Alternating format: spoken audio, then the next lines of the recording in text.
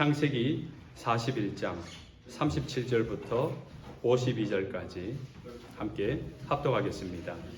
바로와 그의 모든 신하가 이 일을 좋게 여긴지라. 바로가 그의 신하들에게 이르되 이와 같이 하나님의 영에 감동된 사람을 우리가 어찌 찾을 수 있으리요 하고 요셉에게 이르되 하나님이 이 모든 것을 내게 보이셨으니 너와 같이 명철하고 지혜 있는 자가 없도다. 너는 내 집을 다스리라. 내 백성이 다 내 명령에 복종하리니 내가 너보다 높은 것은 내 왕자뿐이니라.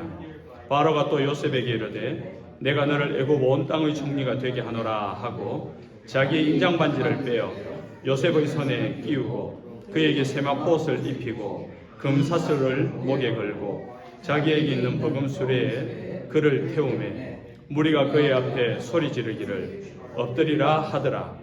바로가 그에게 애굽 전국을 총리로 다스리게 하였더라. 바로가 요셉에게 이르되 나는 바로라.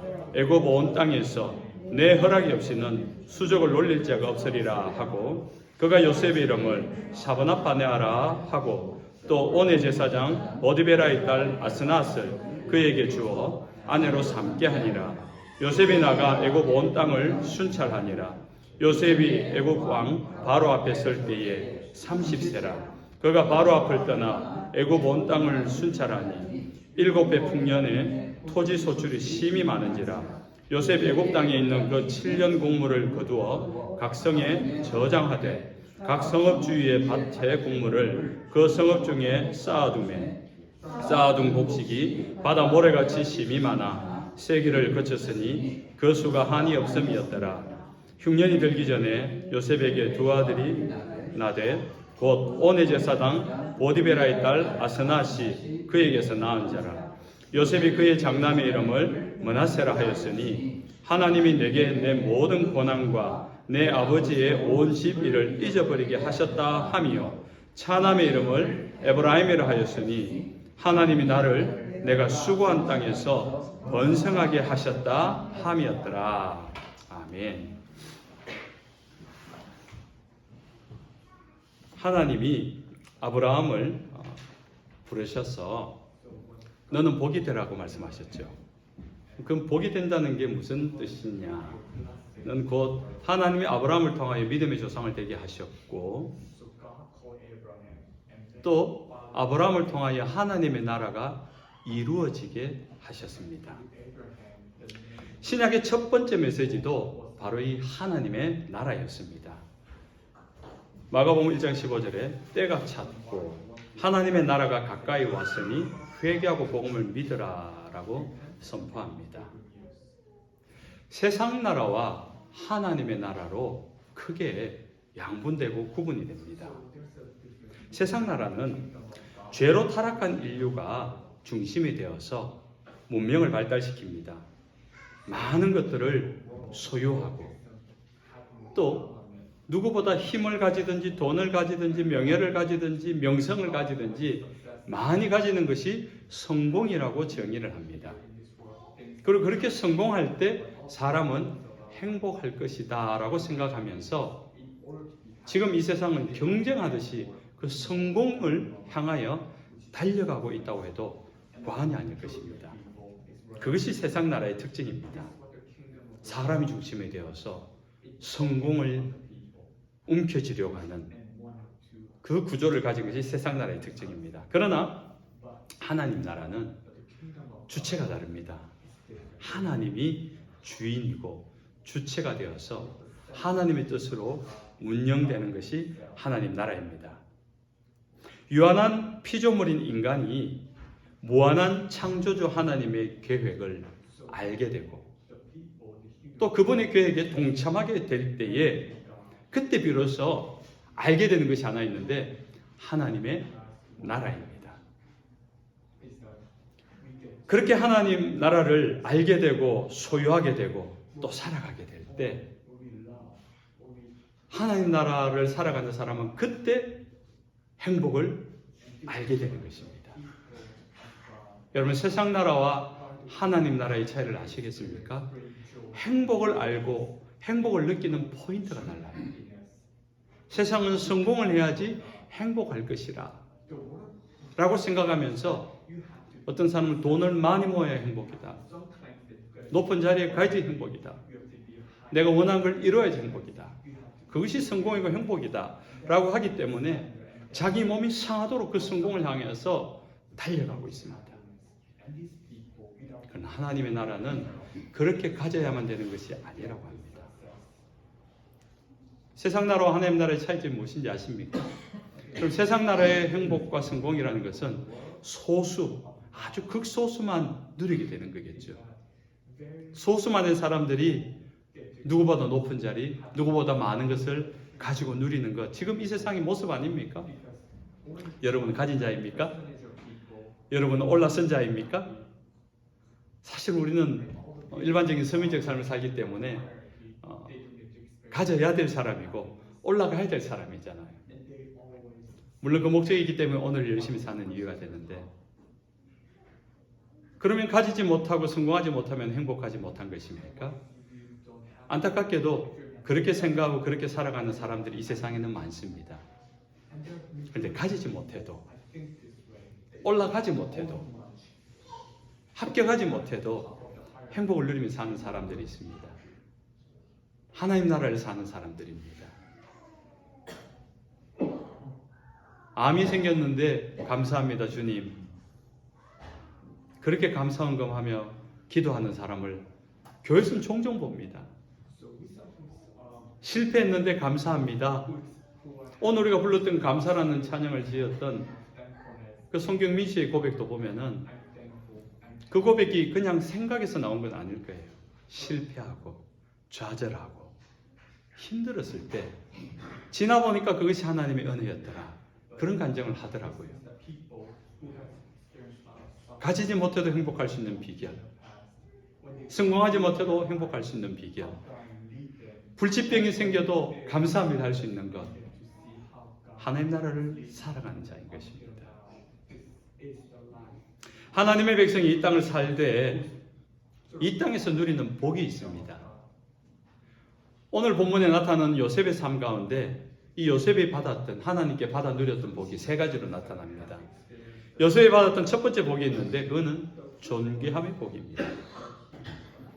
바로 왕이 꿈을 꿨는데 그 왕의 꿈을 하나 해석해 줬을 뿐인데 요셉은 하루아침에 애굽의 총리가 됩니다.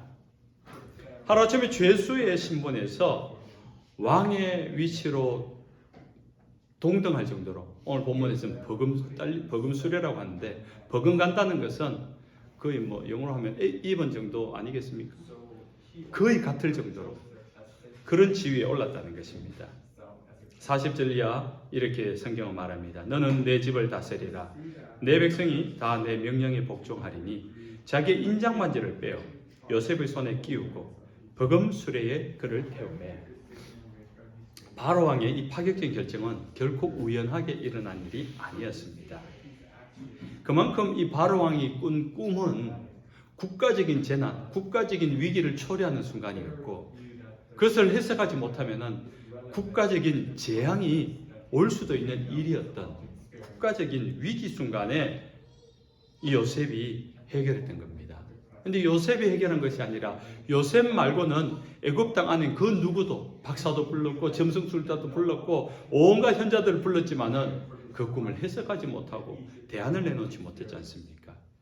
그런데 요셉이 나타나서 그 꿈을 명쾌하게 해석해주고, 해석할 뿐만 아니라 그 꿈 이후에 일어날 일에 대하여서 어떻게 대처를 해야 되는지를 요셉이 시원하게 이야기해 주지 않습니까? 그러니까 바로 왕도 또 그의 신하들도 일제히 요셉을 인정할 수밖에 없었습니다. 그래서 37절에 바로와 그의 모든 신하가 이 일을 좋게 여긴지라 총리를 맡겨서 그 위기 이후의 일들을 맡겨질 적임자로 등용을 시키는 겁니다.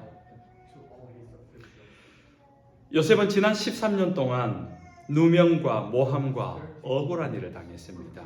인신매매를 당해서 노예로 팔렸고, 정직하고 성실하게 일했지만은 보디발 아내의 그 거짓말과 누명으로 인해서 정말 억울한 가운데 감옥에서 보냈습니다. 여러분, 말이 13년이지 13년 동안 억울한 채, 13년 동안 누명을 쓴 채 그렇게 고생하고 감옥에 갇혀 죄수의 모습으로 지냈다. 얼마나 억울하겠습니까? 얼마나 답답했겠습니까? 그런데도 놀랍게도 요셉은 그 감옥에서 억울함 때문에, 원망 때문에, 누구에 대한 미움 때문에 그렇게 원망하며 복수의 칼을 갈며 정오하면서 누구를 미워하면서 세월을 보내지 않았다는 것입니다. 사실 이거는 우리가 정말로 배워야 되는 모습이에요. 그리스도인으로서 우리의 삶의 자세 가운데 우리의 마음의 미움으로, 정오로, 어떤 복수심으로, 앙금으로 남겨놓으면 안 됩니다. 그러면은 본인이 상하는 거예요. 본인이 망가지는 거예요. 요셉은 놀랍게도 그 감옥에서 원망하느라 억울하다고 소리 지르며 지내지 않았습니다. 오히려 자신에게 맡겨진 일에 대해서 그것이 노예 일이면 노예 일을 열심히 했고, 그것이 죄수의 일이면 죄수의 일을 열심히 했고, 성실히 했고, 인정을 받았고, 능숙했습니다. 그러면서 그 분야의 전문가가 되어진 것입니다. 그렇게 할 수 있었던 것은 이해할 수 없는 일들이 자기에게 일어났지만은 이해는 안 되지만, 지금 이해는 안 되지만 자기가 지금 이해되는 것은 하나님은 이유가 있다. 나에게 이런 일이 난 데에는 내가 지금 모를 뿐이지 하나님의 계획이 있다는 것을 알고 그 하나님을 신뢰함으로 인내할 수 있었고 버틸 수 있었고 지나갈 수 있어서 그 입술이 원망하지 않았고 불평하지 않았고 누구도 미워하지 않았던 것입니다. 그런 요셉을 하나님이 인정하신 겁니다.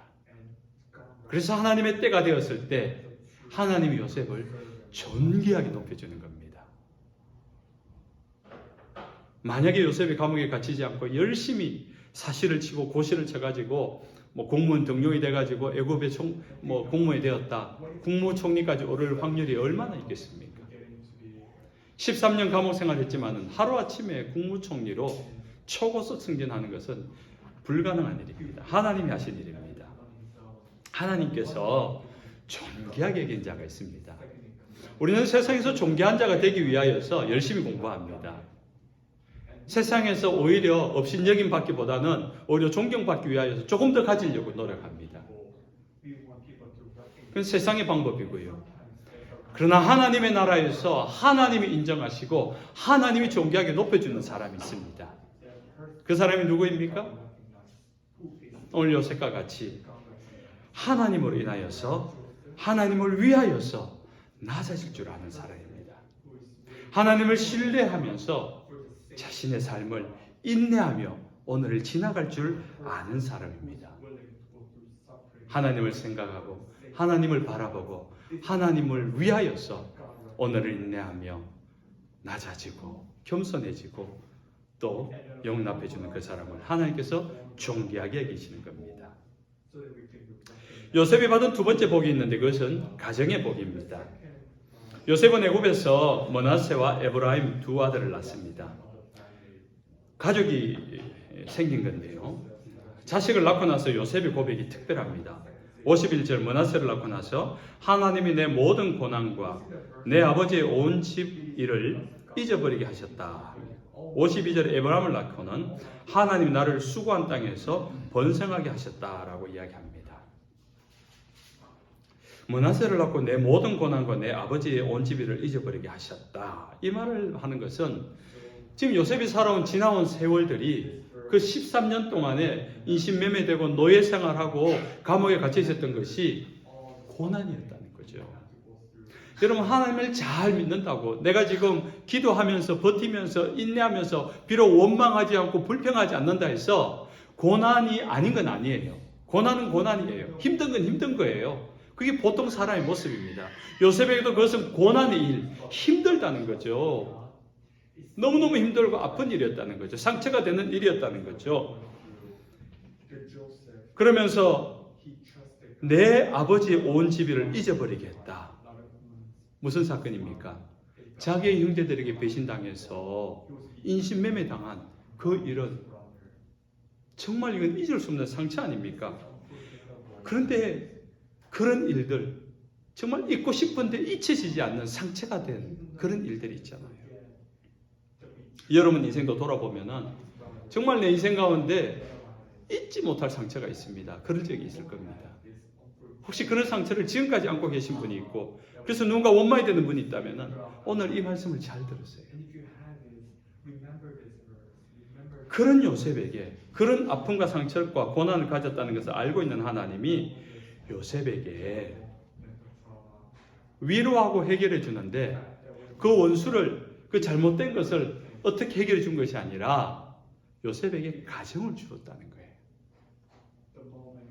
그래서 첫 아들 므낫세를 낳고 보니까 그 상처, 그 아픔, 그 미움의 마음들을 잊어버리게 되었다. 뭐 잊어졌을까요? 잊었다는 것은 진짜 사라져버린 그것인데 이 뉘앙스를 단어의 뉘앙스를 보면은 사실은 그 상처가 있지만은 원망이 있지만은 그것을 덮을 정도의 마음이 생겼다는 거죠. 무슨 마음일까요? 사랑하는 마음. 첫 아들을 낳으면서 나의 분신과도 같은 내가 죽어도 아깝지 않은 유일한 존재가 내 자녀 아닙니까? 그런 사랑이 생긴 거예요. 미워하는 마음, 상처받은 마음이 있는데 그것을 덮을 수 있는 유일한 것이 사랑인 줄 믿으시기 바랍니다. 그래서 하나님은 우리에게 자녀를 주시는 거예요. 가정을 주시는 거예요. 혹시 우리 청년들 가운데 나는 결혼 안 하고 혼자 나 홀로 아주 멋있는 인생 살 거야 라고 한다면 여러분 하나님의 복을 하나 놓치는 겁니다. 가정을 꼭 이루시기 바랍니다. 아멘. 아멘 하는 자에게 멋있는 신랑감이 나타날 줄로 믿습니다. 네. 정말 그 가정이 주는 사랑함이 주는 것이 치유가 되고 회복이 되고 해결이 되는 겁니다. 원수를 갚는다고 해결되지 않습니다. 원수를 갚아보십시오. 갚고 나서도 찜찜합니다. 사랑할 때, 행복할 때, 그래서 용서할 때, 그때 우리의 상처도, 우리의 미움도, 우리의 원망도 해결이 되는 것입니다. 그것이 하나님의 방법입니다. 하나님의 사람이 이 세상을 살아가는 방법입니다. 제가 이번에 세례 문답을 하면서 이 지체들하고 이야기하면서 그런 이야기를 나눴어요. 이제 한국에 가면 이제 한국에서의 교회에 이제 들어가서 신앙생활을 해야 될 텐데 너무 많은 기대를 가지고 교회를 찾아가지 말라고. 그래서 교회를 몇 군데 일을 찾아보면서 자기한테 맞는 분위기나 말씀을 보고 찾으면 좋겠는데 특별히 저분은 목사님인데 저분은 장로님인데 저분은 집사님인데 교회에서 봉사도 열심히 하는데 왜 사람한테는 이렇게 할까? 그럴 때 시험 들 수 있다고. 사실 교회를 다니면서 교인들이 상처를 교인들에게서 많이 받잖아요. 우리가 교회 안에서도 사실 많거든요. 특히 한국 교회는 더 그렇거든요. 근데 그거 보고 상처받지 말라고. 왜냐하면 그들도 죄인이기 때문에 하나님의 은혜가 필요해서 교회에서 왔기 때문에. 근데 그가 목사이기 때문에 그가 장로이기 때문에 권사님, 집사님 교회 30년, 40년 다니기 때문에 신앙이 좋다라고 생각하면 안 돼요. 그는 신앙의 경력인 것이고 우리 스크린턴 성도 여러분들 잘 들으십시오. 우리가 하나님을 사랑하는 것은요. 보이지 않는 하나님을 사랑한다는 것은 보이지 않기 때문에 몰라요. 그분이 보이지 않는 하나님을 어떻게 사랑하는지는 몰라요. 그런데 하나님이 우리에게 뭐라고 말씀하시는가 하니까 마음과 목숨과 힘과 정성을 다해 주 너의 하나님을 사랑하라. 이것이 첫 번째 계명이라고 했죠. 근데 거기서 멈추지 않고 그와 같이 내 이웃을 그렇게 사랑하라. 그와 같이 사랑하라 그럽니다. 결국 우리가 하나님 보이지 않는 하나님을 사랑하는 것은 우리의 이웃 타인에 대해서 어떻게 행동하는가에 따라서 우리의 모습, 하나님을 향한 그 신앙의 진리가 드러난다는 겁니다. 그래서 사람이 어떠하든지 교회 가서 우리 예지자매나 윤혜자매가 한국 교회 가서 사람의 모습을 보고 혹 상처를 받거나 실망스러울 때 그럴 수 있구나. 이분도 은혜가 필요하구나. 그 마음을 가지고 여러분은 사랑하라 그랬죠. 그래서 내가 이웃을 타인을 얼마나 존중하고 사랑하는가가 하나님을 사랑하는 것이라고.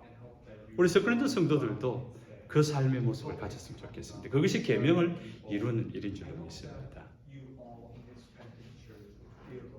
그리고 이 므낫세와 에브라임을 하나님이 태어나게 하셨는데 언제 태어나게 하세요?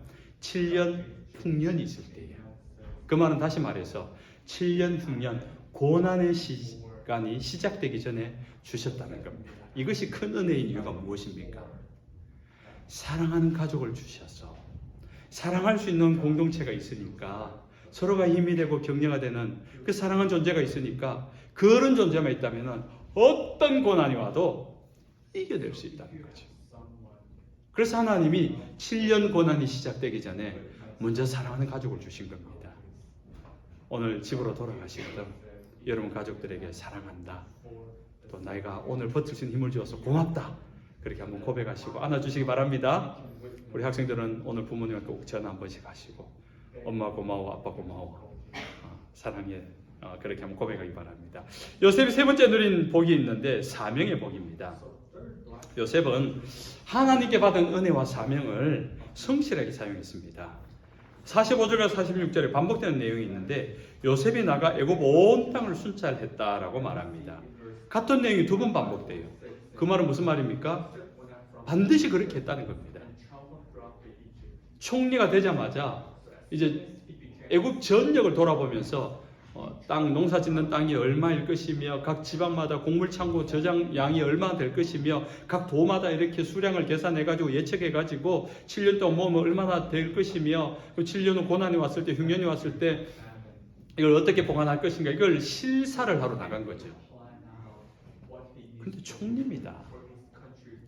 굳이 그 땅 구석구석 그 시골 마을 그 밭농사 짓는 데까지 막 들어갑니까? 뉴스 데스크에 한번 나올 정도로 한번 카메라 한번 딱 받으면서 이렇게 커팅 한번 딱 하고 나머지 누구 시킵니까? 각 공무원들 막 시켜가지고 똑똑한 사람들 좀 시키면은 다 알아서 합니다. 조직이 가진 힘 아닙니까? 예나 지금이나 그 조직이 가진 장점 아닙니까? 그러면 되는데 사실 똑똑한 사람 얼마나 많겠어요, 그죠? 그 뭐 농작물 확인하고 창고 더 짓는 거, 그 규모 확인하고 있는 농수들 인원수 생각하고 창고를 어떻게 지을 것이 기상천외한 아이디어 받으면 돼요. 그런데 그 일을 총리가 되었지만은 자기 발로 뛰어다니면서 애굽 전역을 샅샅이 다녔다는 거예요. 왜 그런 것입니까? 자신이 가진 힘과 권력과 세력들을 가지고 그것을 누리며 사는 것이 아니라 그래서 그것을 적절하게 사용해서 내게 하나님이 총리를 주신 것은 바로왕이 아니라 이 신하들이 아니라 하나님이 맡겨주셨다는 것에 그 고백이 있기 때문에 이 총리의 직을 게으르게 할 수 없었던 겁니다. 자기 눈으로 봐야 했고 자기 발로 밟아야 했고 자신이 직접 보고 또 계산하고 그렇게 준비하였던 것입니다. 그것이 사명입니다. 사명에 최선을 다하는 요셉을 통해서 하나님의 나라가 애굽에서 시작됩니다. 7년 고난, 7년 흉년이 시작됩니다. 사실 어떤 학자들의 해석을 의하면요, 7년 풍년이 있어도 1년만 흉년이 딱 되면 가뭄과 기근이 오면 7년의 풍년이 그냥 사라질 정도랍니다. 이 미국이 아무리 잘 살아도 1년 동안 비 한 방울 오지 않고 기근이 시작되잖아요. 경제가 마비될 정도일 겁니다. 모든 외국의 원조라든가 이런 건 마비될 겁니다. 그만큼 기근과 재난은 무서운 것이거든요. 근데 7년이 연속된다는 것은 어마어마한 일입니다.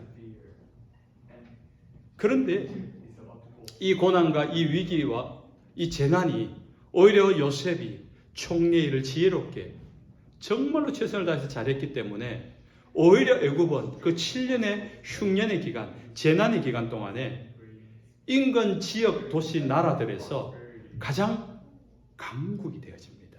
모든 나라가 애굽에게 원조를 요청하러 오게 되어지는 겁니다. 위기가 오히려 기회가 되고 재난이 오히려 그들의 승리의 순간이 되었던 것입니다. 그러면서 애굽이 건성하게 되고 그런 과정 가운데 이 창세기가 맞을 때쯤 되면은 가나안 땅에 있었던 야곱의 가족들 70명이 애굽 땅에 와서 살게 됩니다. 그리고 그때로부터 430년을 살게 돼요. 430년 살면서 하나님의 백성인 이스라엘이 약 200만 명 이상의 백성으로 살아나게 됩니다. 이스라엘 민족 하나님의 나라가 그 땅에서 시작됩니다. 그런 일들이 이루어지는 것은 요셉 한 사람이 자신이 맡겨진 일에 충실했기 때문에, 그것이 자신의 사명으로 여기면서 총리를 잘 감당했기 때문에 하나님의 나라가 우리가 볼 수 있는 이 땅에 임하는 나라로 임하기 시작한 것입니다. 이제 말씀을 맺습니다. 사랑하는 하나님의 백성 여러분, 하나님이 주시는 세 가지 복을 여러분도 누리시기 바랍니다. 하나님을 존귀하게 섬기고 이웃을 사랑하고 용서하며 사명을 따라 살아갈 때 하나님은 반드시 여러분을 존귀하게 할 것입니다. 사랑하는 사람을 주실 것입니다. 또 사명을 이루는 복을 주실 것입니다. 그래서 여러분의 삶을 통하여 또 가정을 통하여 여러분의 남은 생애를 통하여 하나님의 뜻이 이루어지기를 주님의 이름으로 축원합니다. 아멘. 이 시간 우리 성찬식을 함께